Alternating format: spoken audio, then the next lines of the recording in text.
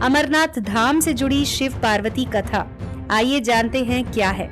एक बार देवी पार्वती ने देवों के देव महादेव से पूछा कि ऐसा क्यों है कि आप अजर हैं, अमर हैं, लेकिन मुझे हर जन्म के बाद नए स्वरूप में आकर फिर से बरसों तप के बाद आपको प्राप्त करना होता है। जब मुझे आपको पाना है तो मेरी तपस्या और इतनी कठिन परीक्षा क्यों? आपके कंठ में पड़ी नरमुंड माला और अमर होने का रहस्य क्या है? महादेव ने पहले तो देवी पार्वती के उन सवालों का जवाब देना उचित नहीं समझा, लेकिन पत्नी हट के कारण कुछ गूढ़ रहस्य उन्हें बताने पड़े। शिव महापुराण में मृत्यु से लेकर अजर अमर तक के कई प्रसंग हैं, जिनमें एक साधना से जुड़ी अमर कथा बड़ी रोचक है, जिसे भक्त जन अमरत्व की कथा के रूप में जानते हैं। हर वर्ष हिम के आलय यानी कि हिमालय में अमरनाथ, कैलाश, मानसरोवर तीर्थ स्थलों में लाखों श्रद्धालु पहुंचते हैं, सैकड़ों किलोमीटर की पैदल यात्रा करते हैं। क्यों? ये विश्वास यूं ही नहीं उपजा।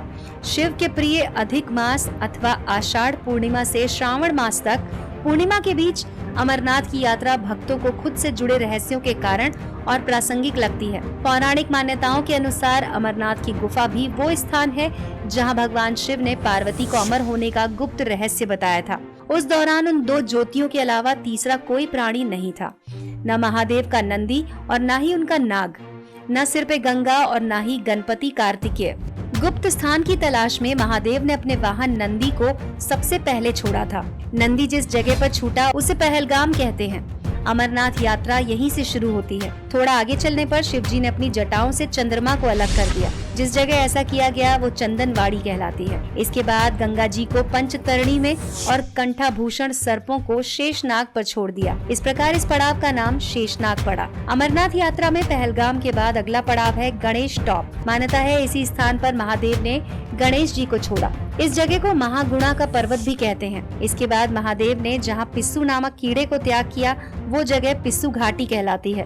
इस प्रकार महादेव ने अपने पीछे जीवनदायिनी पांचों तत्वों को स्वयं से अलग किया। इसके बाद पार्वती संग एक गुफा में महादेव ने प्रवेश किया। कोई तीसरा प्राणी यानी कि कोई अन्य व्यक्ति, पशु पक्षी गुफा के अंदर घुस कथा को ना सुन सके, इसलिए उन्होंने चारों ओर अग्नि प्रज्वलित कर दी। महादेव ने जीवन के गूढ़ रहस्य की कथा शुरू कर दी। लेकिन दोस्तों, ऐसा कहा जाता है कि कथा सुनते सुनते देवी पार्वती को नींद आ गई। वो सो गईं और महादेव को पता नहीं चला।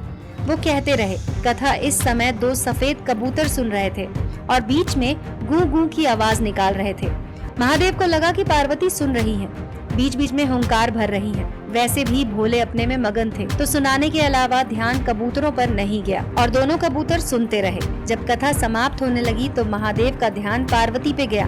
उन्हें पता चला कि वो तो सो रही हैं, तो कथा कौन सुन रहा था? उनकी दृष्टि तब दो कबूतरों पर पड़ी।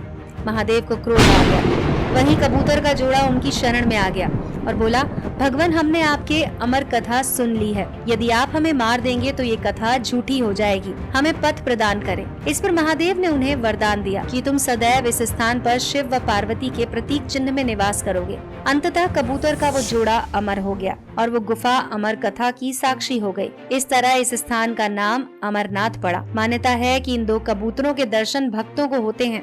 अमरनाथ गुफा में ये भी प्रकृति का चमत्कार है कि शिव की पूजा वाले विशेष दिनों में बर्फ के शिवलिंग अपना आकार लेते हैं। यहाँ मौजूद शिवलिंग किसी आश्चर्य से कम नहीं है। पवित्र गुफा में एक ओर माँ पार्वती और श्री गणेश, अलग से बर्फ से निर्मित प्रतिरूपों के भी दर्शन किए जा सकते हैं। तो दोस्तों, ये थी अमरनाथ धाम से जुड़ी शिव पार्वती कथा। अगर आपको ये कथा पसंद आई हो तो इसे लाइक करके अपने दोस्तों के साथ जरूर शेयर कीजिए।